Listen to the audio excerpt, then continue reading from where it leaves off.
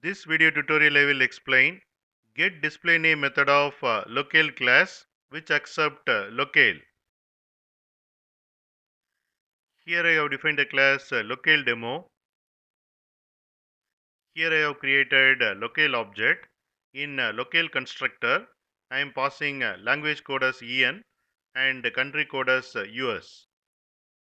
Then I am calling getDisplayName method of locale object. This method returns display name.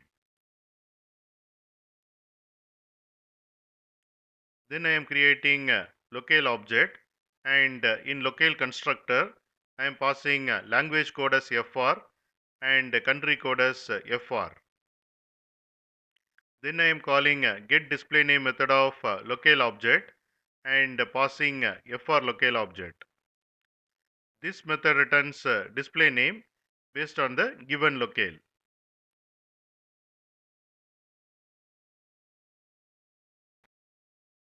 You can get Java source code link for each video in the description section of the video. Here you can see the description section. Click on show more and here you can see the Java source code links. Click on these links to get the Java source code.